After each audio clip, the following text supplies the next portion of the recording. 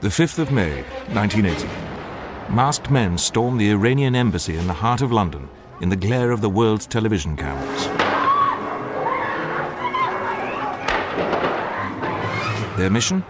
To rescue hostages seized by Iraqi terrorists. For the first time ever, the British Army's elite Special Air Service Regiment is seen in action.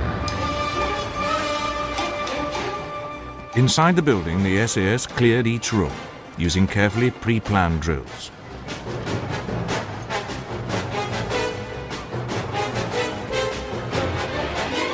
In the road outside, other SAS men watched for anyone attempting to escape from the building and checked for any explosive devices that the terrorists might have planted.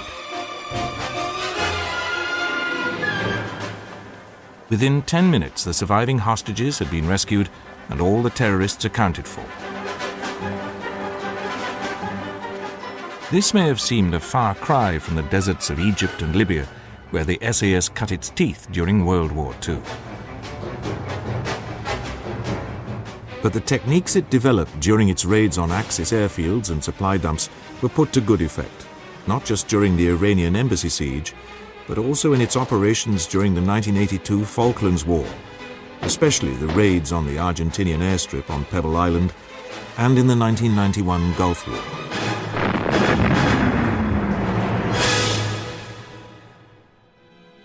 In the summer of 1941, the British and Dominion forces in Egypt were stalemated. Earlier in the year, they had triumphantly driven the Italians out of Cyrenaica, the westernmost province of Libya. The Italian 10th Army had been destroyed, and tens of thousands of prisoners fell into British hands.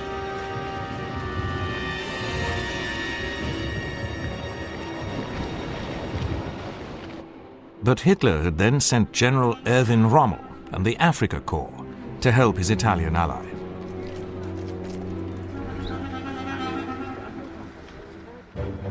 Rommel wasted little time. Within 6 weeks of arriving, he attacked, driving the British back into Egypt. Efforts to dislodge Rommel in the early summer of 1941 failed, and the British suffered heavy tank casualties.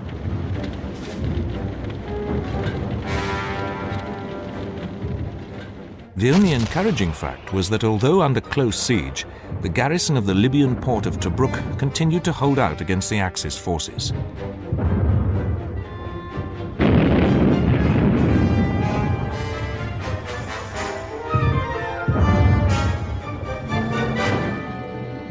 During the stalemate, a 24-year-old commando officer, David Sterling, lay in hospital in Alexandria. He was recovering from injuries caused by a parachute jump that went wrong.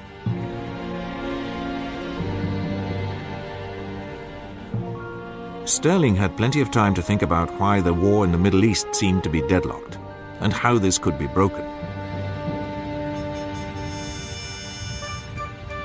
One of the most notable factors about the war in the Western Desert was the immense distances that needed to be covered. The distance from Tripoli, where the Afrika Korps had landed, to Alexandria, the main British base, was over 1,000 miles. There were few proper roads, and to the south was an open flank of desert which could be navigated by experienced troops.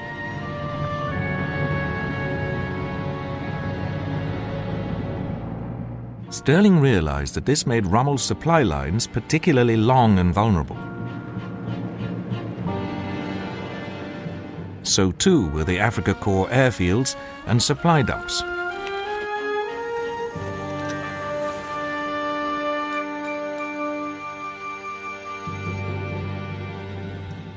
Attempts to disrupt them through commando raids from the sea had failed because Axis forces were too alert. Also, the Royal Navy's Mediterranean fleet could not spare the ships for major amphibious operations. Its priority was to keep the still powerful Italian fleet at bay.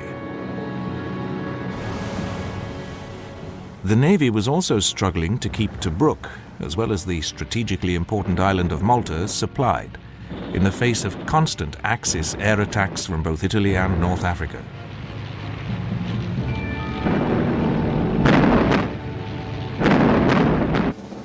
Stirling concluded that a possible alternative was small groups of men which would be infiltrated through the Axis lines. Not only would the enemy find it more difficult to detect them, but they were capable of causing as much damage to supply dumps and airfields as larger bodies.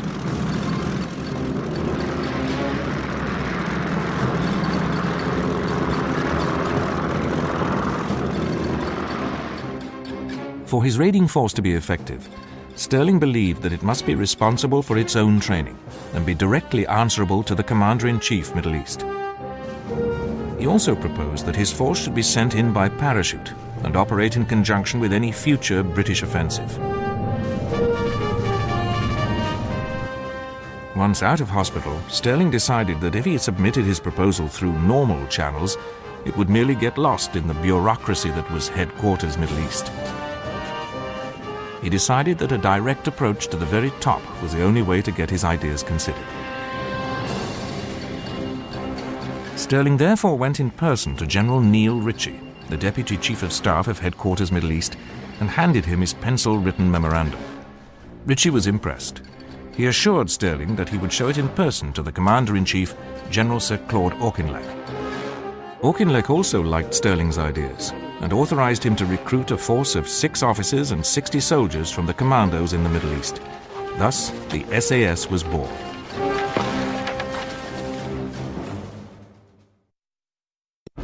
David Stirling now had his Commander-in-Chief's approval for his special force. Next, he needed a name for it, and to choose his man. The name was the idea of Brigadier Dudley Clark, who was in charge of deception operations in the Middle East. It arose out of a plan to convince the Axis that the British had a large airborne force in the area. Stirling's 66 officers and men were rather grandly titled L Detachment Special Air Service Brigade.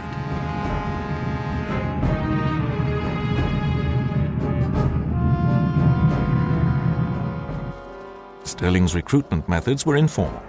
He was looking for men who could cope with the sort of deep penetration warfare he had in mind. Among his first recruits was his fellow guardsman, Captain Jock Lewis, a born organizer.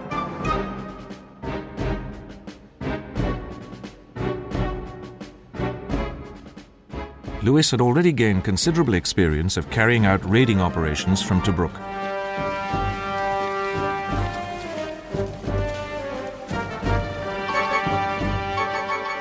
Another was the pre-war Irish rugby football international, Blair "Paddy" Mayne, who was always thirsting for a fight. Mayne had operated with No. 11 Commando during the recent campaign against the Vichy French in Syria.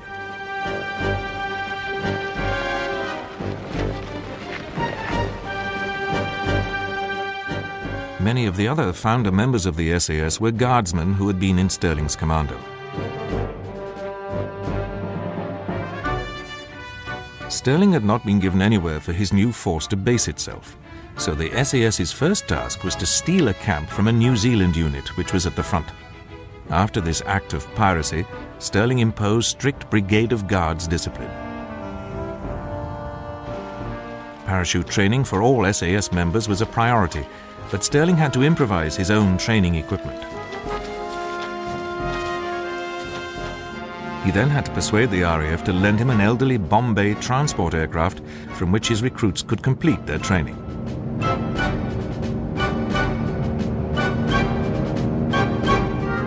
Aware that his men would be operating deep behind enemy lines, Stirling insisted that they become experts on German and Italian weapons.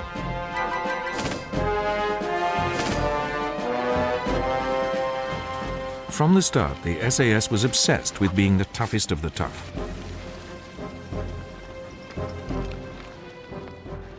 And, as David Stirling later explained, its methods and organization were very different from more conventional army units.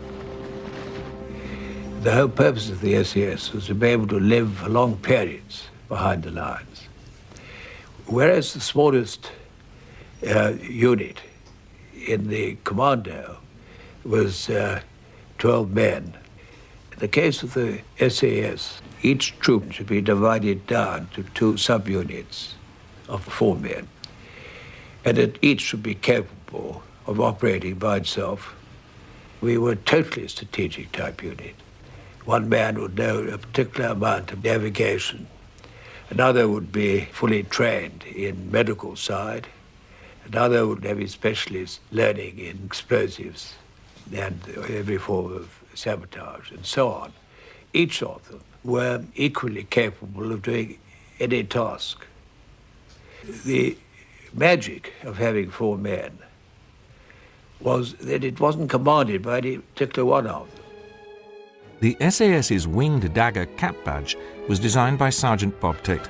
The motto, "Who dares wins," was Stirling's own invention and aptly summed up the aim of the new unit. The SAS soon had an opportunity to prove itself. The British were preparing to go over to the offensive. Auchinleck was planning a major assault, Operation Crusader, for November 1941, which would relieve Tobruk and drive Rommel out of Cyrenaica. The SAS was to be dropped 2 nights before the attack and raid Axis airfields in the areas of Timimi and Gazala. They would then place demolition charges on as many aircraft as possible.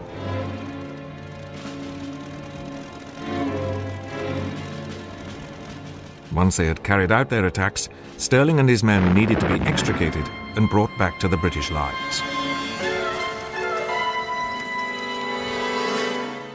He decided that this was an ideal task for the Long-Range Desert Group, which had been formed in June 1940 as an intelligence-gathering unit.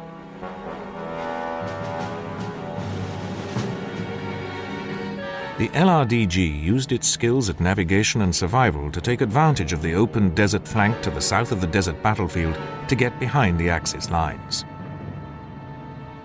They would use the same method to collect the SAS after the raid.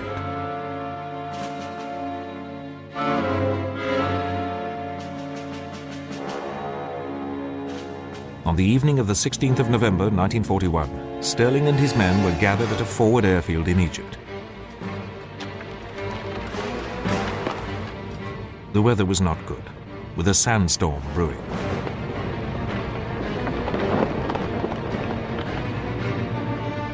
But Stirling was determined to go ahead with the operation. 5 Bombay aircraft, each containing an SAS group, took off. The first operation did not go well. Because of the sandstorm, the drop was scattered and much equipment lost. The airfield attacks had to be aborted, and only 3 out of the 5 groups made it to the rendezvous. The remaining 34 men were captured. An LRDG patrol duly collected the survivors and took them to an oasis at Jalo, behind Axis lines, but deep in the desert, to lick their wounds. Stirling himself returned to Cairo, fearing that he might be ordered to disband his unit. But he found that the British headquarters was preoccupied with more pressing matters. This gave the SAS another chance to prove itself. For on the morning of the 18th of November 1941, while Stirling and his men were waiting to meet up with the Long-Range Desert Group, the main British attack on Erwin Rommel and his Axis forces had opened. It did not go quite as planned.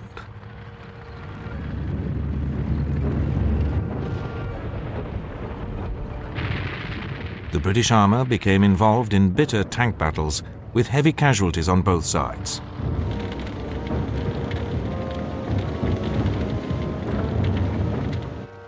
Rommel also created confusion through a sudden thrust aimed at destroying British forward supply dumps.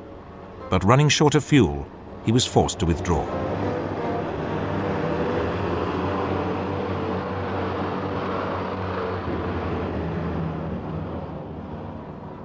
Auchinleck, seeing his opportunity to lift the siege of Tobruk, ordered a fresh attack. Brigadier Dennis Reed, with a motorized column, met up at Jalo with David Stirling and his SAS men.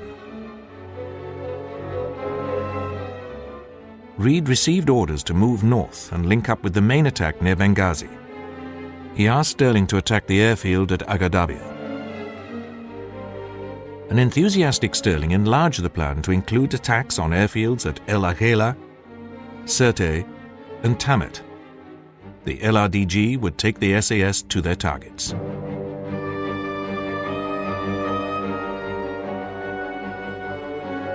Paddy Mayne and his team were able to infiltrate Sirte without being spotted and proceeded to destroy no less than 37 aircraft. After running out of bombs, he dealt with his last one by climbing into the cockpit and wrenching out the instrument panel. The SAS also had success at El Agheila, destroying a number of aircraft. But Stirling was foiled by mines at Thabit, and Jock Lewis found no planes at Agadabia. The Allied assault relieved Tobruk, and Rommel began to withdraw his forces from Cyrenaica. Encouraged by the success of his airfield raids in support of Dennis Reed's advance, Stirling launched a further series of attacks over the Christmas period against Axis airfields. But none of the SAS teams was able to penetrate the German and Italian defences, and the long-range Desert Group patrol with whom Jock Lewis was operating came under attack from Italian aircraft.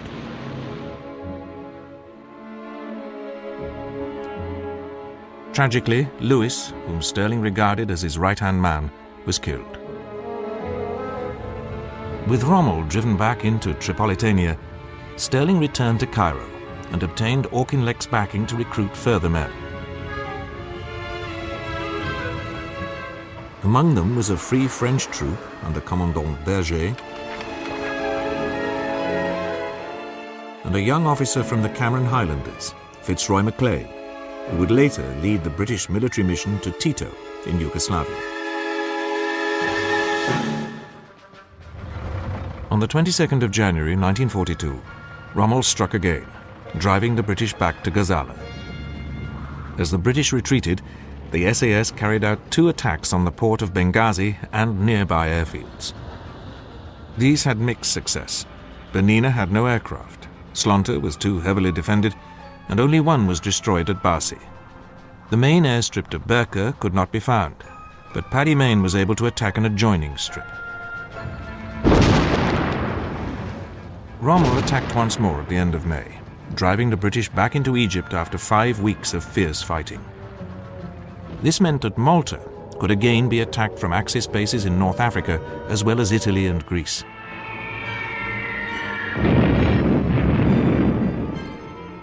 The SAS was instructed to raid these airfields, together with one on the island of Crete, which was assigned to the Free French. Carried out in mid-June, these attacks again met with varying success. Despite this, the SAS was now proving itself a valuable weapon in the Desert War. Axis troops were well aware of its existence, and increasing numbers were being detached to step up airfield security and guard supply dumps. By now, the British 8th Army had fallen back to the El Alamein line. This was the last defensible system before the Suez Canal, since its southern flank was not open, but rested on the Qattara Depression, which lay below an escarpment and was virtually impassable to vehicles. The British succeeded in preventing Rommel from breaking through, but were unable to drive him back. As the fighting continued, Stirling was looking at ways of increasing the effectiveness of the SAS. The general pattern was that its raids would be mounted during the moonless period of each month. Then the raiders would be brought back to base by the long-range Desert Group to prepare for the next one. Stirling decided that this wasted time, and that if his men could subsist on their own in the desert for weeks at a time, they could mount many more raids. But to do this, the SAS needed its own transport.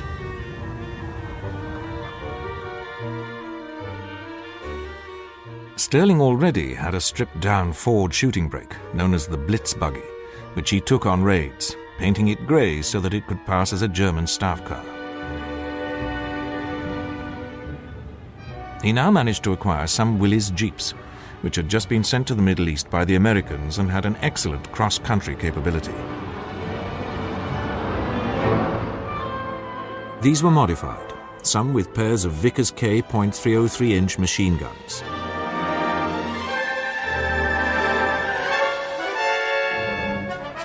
Others were given an even heavier armament, a .5-inch Browning machine gun together with a single Vickers K in the front and twin Vickers in the rear of the Jeep.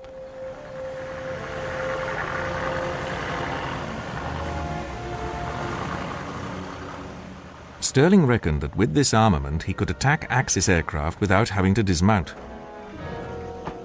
The chassis was also strengthened and extra fuel tanks installed.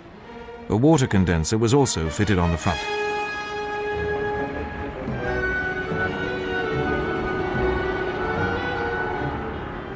With the modifications completed, the SAS was ready for action once more. It was ordered to strike forward Axis landing grounds in support of an attack that Auchinleck was mounting at El Alamein. Stirling and his men slipped around the desert flank, negotiating their way along the escarpment of the Qattara Depression.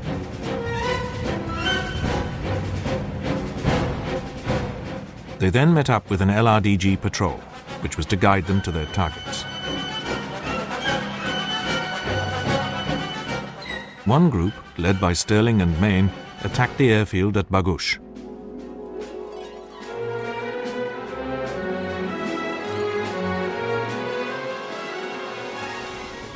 They simply drove down rows of parked aircraft, blazing away with their Brownings and Vickers K machine guns, which were loaded with a mixture incendiary, explosive and tracer rounds. Such was the surprise they achieved that not a single shot was fired at them.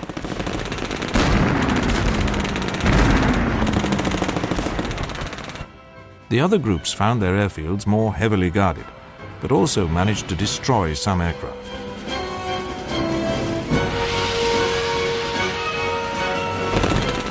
At the end of July 1942, Stirling carried out a massed raid on Sidi Hanesh airfield near Fuka airfield with his jeeps. 40 aircraft were destroyed. The SAS's new tactics were clearly working.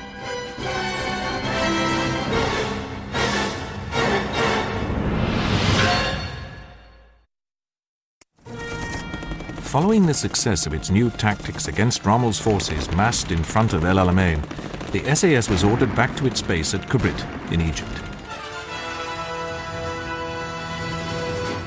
Dramatic changes had just taken place in the command structure of the Middle East, following a visit in early August by Prime Minister Winston Churchill.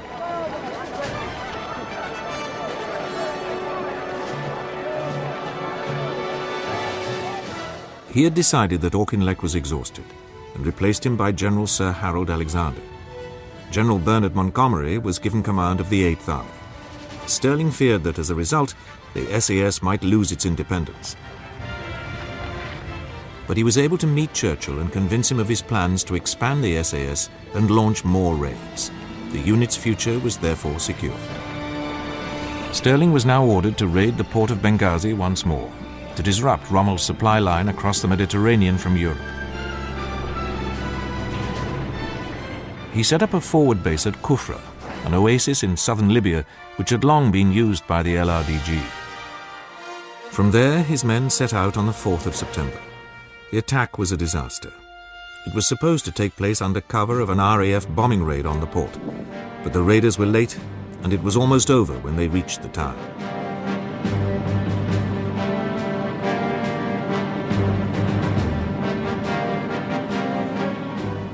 The garrison was on full alert, and a fierce firefight developed, in which at least one jeep was set on fire.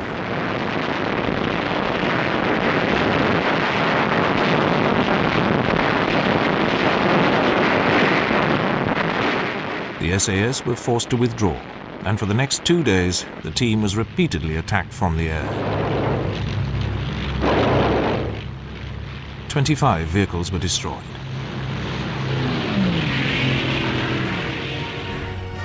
The remainder managed to reach Jalo, where they found enough fuel to get them back to Kufra.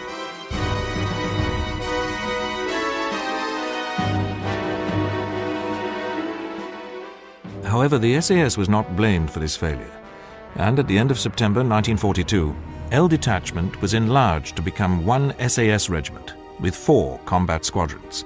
Stirling himself was promoted to lieutenant colonel. Montgomery was now planning to take the offensive at El Alamein. The SAS role would be to attack Rommel's lines of communication.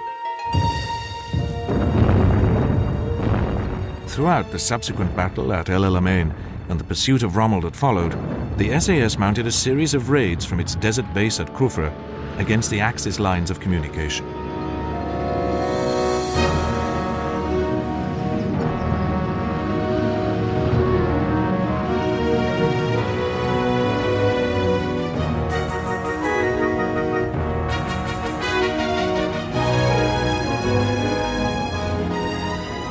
One striking incident involved Private David Silito.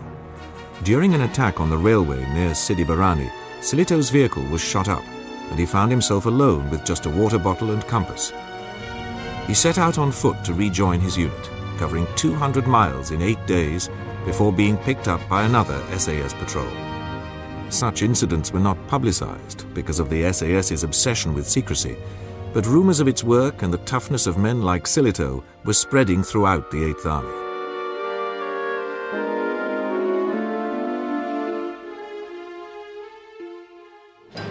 As the pursuit of Rommel across Libya continued, a new campaign opened at the other end of North Africa.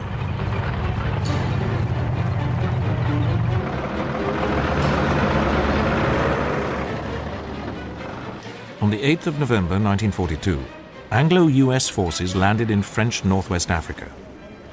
They quickly subdued the Vichy French forces there, bringing Morocco and Algeria into the Allied camp. The Allies then advanced into Tunisia to engage the Axis troops, which were being hastily deployed from Europe.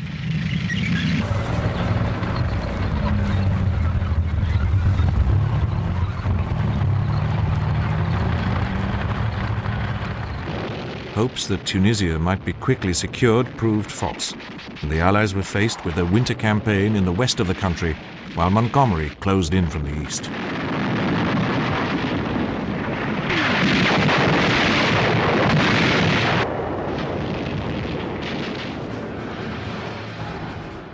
The SAS now began to operate in Tunisia, again concentrating on Rommel's supply lines as he withdrew from neighboring Libya.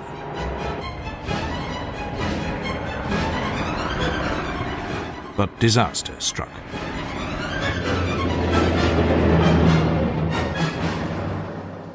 Sterling and his party were lying up in some scrub when they were surrounded by Germans.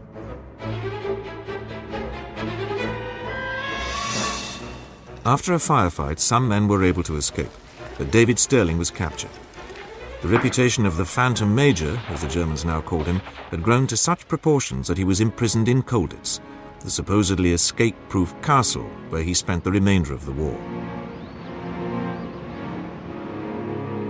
The loss of David Sterling, the man who had founded and inspired the SAS, was a grievous blow. But the successes of the unit he had founded and the effect that its raids were having on the Germans and Italians meant that there was no question that it would continue its operations.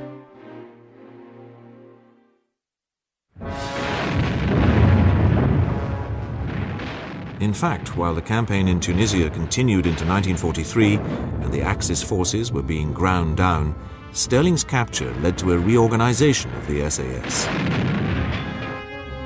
It was divided into two. One part became the Special Boat Squadron under the Earl Jellicoe, son of the admiral who had commanded the British fleet at the Battle of Jutland in 1916. Paddy Mayne took command of the other, which was renamed the Special Raiding Squadron.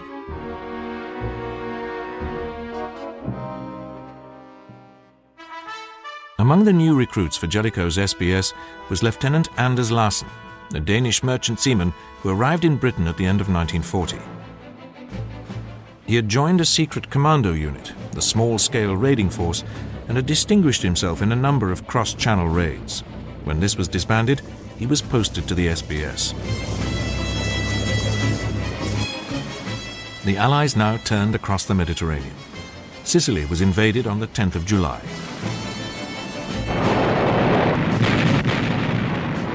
Paddy Mayne's SRS was ordered to take an Italian coastal battery before the main assault.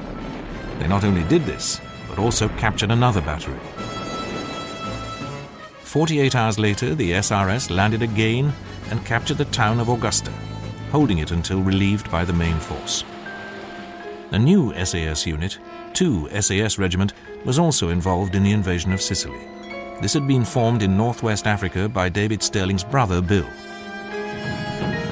One section of 2 SAS was assigned to capture a prominent lighthouse on D-Day. This proved easy, as it turned out to be undefended. Another section of 2 SAS was parachuted in small groups to disrupt Axis communications, the SAS's original role. The drop, however, was scattered, and many of those taking part had not been in combat before. Little was achieved. In early September 1943, the SRS supported Montgomery's landings in the toe of Italy by capturing the town of Bagnara and holding it for 3 days until relieved. This was followed by a more elaborate operation. Paddy Mayne's men landed with 2 commando units behind the German lines at Termoli on the Adriatic coast. Simultaneously, elements of 2 SAS landed at Taranto, led by Major Roy Farron, a cavalryman who was a veteran of the tank battles in the desert and the fighting on Crete.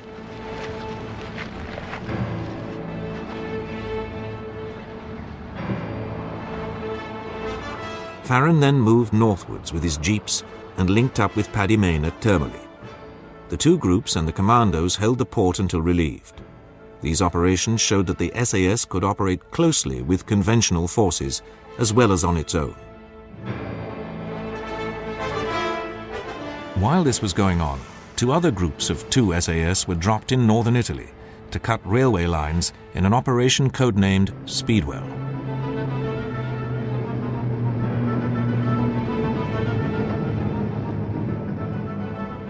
After blowing a number of bridges and viaducts, the raiders made epic treks through the mountains of Italy to reach the Allied lines further south.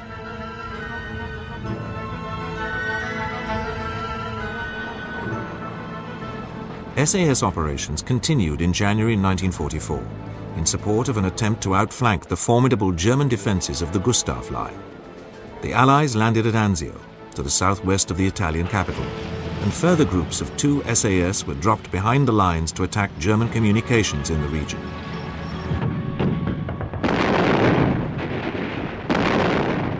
In the event, this counted for little, as the Allies failed to exploit their initial success by rapidly advancing inland, and the Germans were able to contain the beachhead.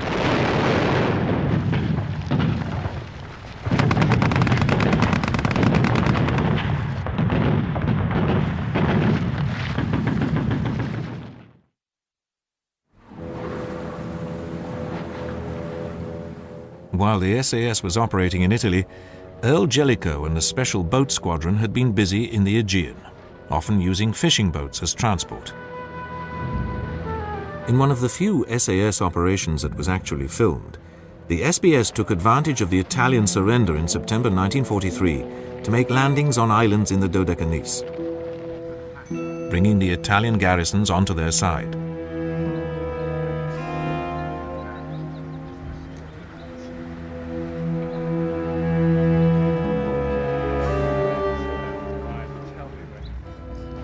Further reinforcements were sent, but the British lacked the resources to sustain the garrisons on the islands. The Germans launched attacks on them and seized them back one by one during the first half of 1944.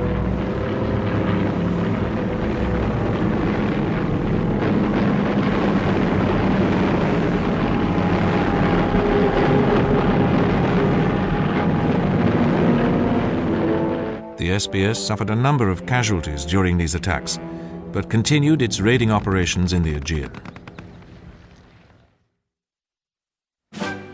In the spring of 1944, the SAS was enlarged to brigade size and concentrated in Britain to prepare for the invasion of France. The Special Raiding Squadron became 1 SAS regiment, and 2 SAS was brought back from Italy in March. The original French troop was augmented by 2 parachute battalions and became 3 and 4 SAS regiments. With the addition of a Belgian parachute company as 5 SAS, the Special Air Service was now some 2,500 men strong.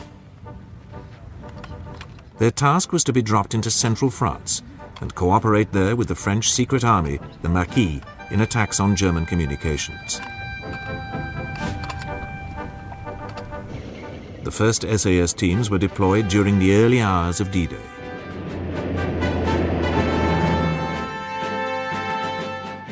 The woods and forests in the area proved excellent cover for the SAS teams and their jeeps. Using intelligence gathered by the Maquis, SAS jeep patrols mounted numerous attacks on German bases. A favorite tactic was to drive at speed through a German-occupied village, blasting away at houses being used as billets or storage.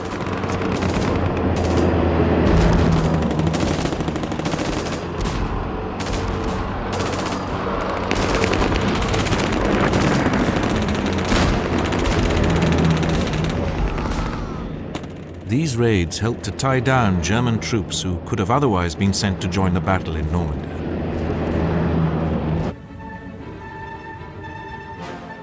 One group was given the unusual job of assassinating Rommel at his HQ in northern France. They dropped on the 25th of July, not realizing that Rommel had been badly wounded in an air attack a week earlier and was back in Germany.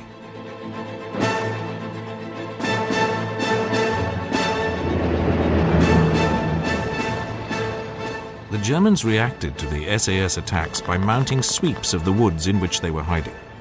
Sometimes the SAS was caught by surprise and had to fight desperate rearguard actions as they tried to extricate themselves.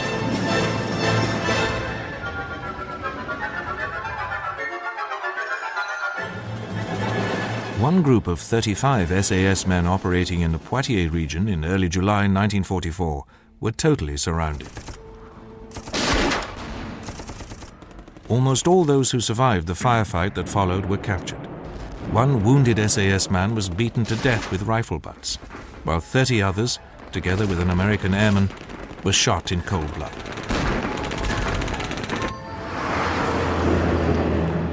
In spite of disasters like this, the SAS operations in the French countryside played their part in disrupting the German rear areas and helping the Allied breakout from Normandy and subsequent rapid advance across France. But with the liberation of France, the scope for independent operations deep in enemy territory declined dramatically, especially once the Allied advance slowed because of overstretched supply lines. It seemed to some in the British High Command that the SAS no longer had a relevant role.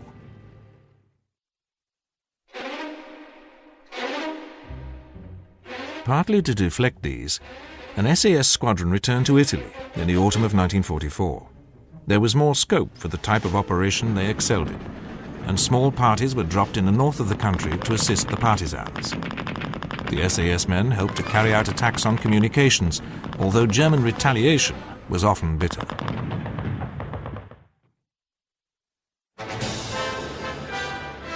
The SBS enjoyed a happier time towards the end of 1944, when they took part in the liberation of the Greek mainland.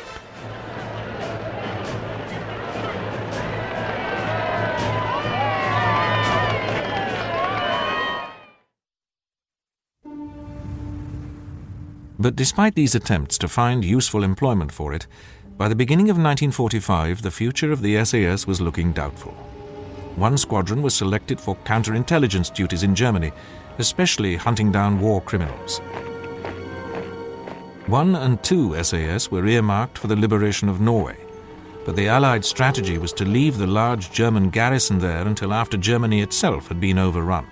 In the meantime, there seemed to be little for the SAS to do. In March 1945, Brigadier Mike Calvert took command of the SAS Brigade. As a veteran of the Chindit operations in Burma, he was an expert in deep penetration raiding and a forceful advocate for his new troops. After much debate, he obtained agreement that they should spearhead the advance of 21st Army Group east of the Rhine.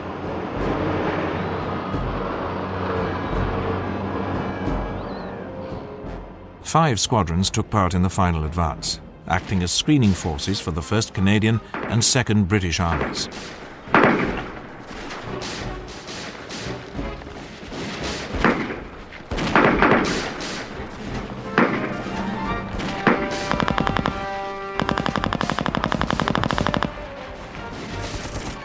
But the lightly armoured SAS jeeps were very vulnerable to ambushes and suffered a number of casualties. It was in one of these ambushes that the redoubtable Paddy Mayne had his last fight of the war. he came to the rescue of one of his patrols which was in trouble and forced the Germans to withdraw through the ferocity of his fire. This earned Maine his 4th Distinguished Service Order. The SAS Jeep patrols finally reached the German naval base at Kiel. As the men gazed in amazement at the destruction caused by Allied bombing to the port and the naval vessels based there, other SAS patrols were sweeping east and north as the war came to an end.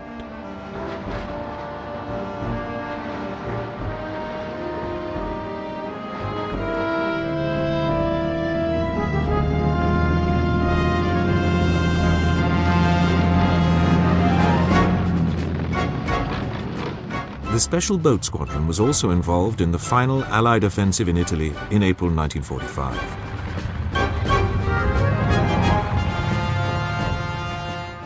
One of its members, Anders Larsen, now a major, carried out raiding operations on Lake Comacchio.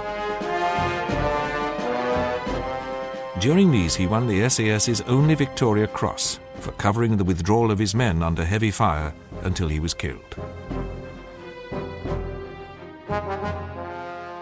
Larsen had already won 3 military crosses, and he was deeply mourned by all who had known this outstanding officer.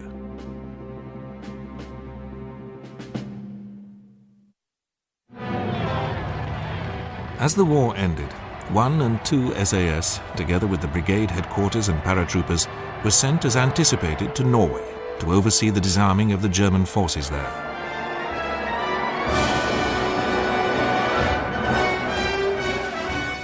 Despite its professionalism and skills, the authorities did not envisage a role for the SAS in the post-war British Army, and by the end of 1945 it had been completely disbanded.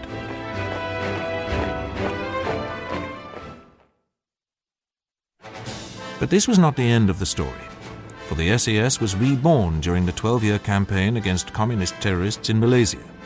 The regiment reassumed its role of long-range penetration, developing techniques for parachuting into the jungle. Subsequent campaigns took the SAS to the barren wastes of South Arabia, where it gave active support to the Sultan of Oman in his fight against Marxist insurgents who threatened to overcome the country. The SAS trained the local tribesmen and led them in battle against the rebels. During the 1982 Falklands campaign, the SAS carried out an operation only too familiar to those who had served with it in North Africa 40 years before. This was the highly successful raid on the Argentine airstrip on Pebble Island, before the British landings on East Falkland.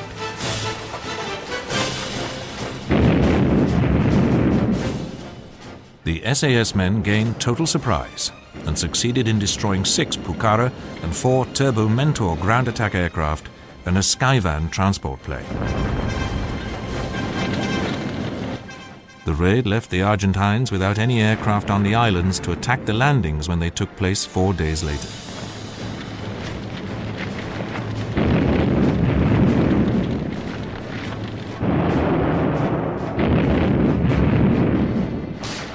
A decade later, the SAS was back in the desert and again operating deep behind enemy lines, this time in Iraq during the 1991 Gulf War. In an extraordinary replay of the battles 50 years earlier, in which it had won its spurs, the SAS used Land Rovers as well as helicopters to disrupt Iraqi communications. A more modern task was hunting down the Scud rocket launchers with which Saddam Hussein was threatening his neighbors.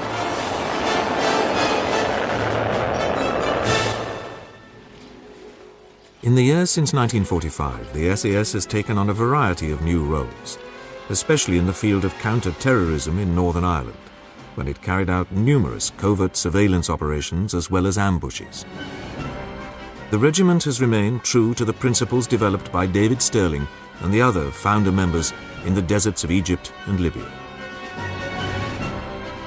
Its men continue to wear its famous beige beret and wing dagger cap badge with pride, and competition to get into the regiment is fierce, with only a small number of applicants being accepted. Its actions have almost always been carried out in complete secrecy. the taking of the Iranian embassy being the only time that its troops have ever been seen in action.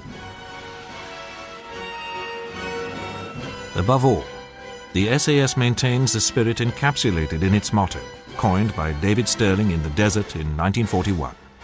Who dares, wins.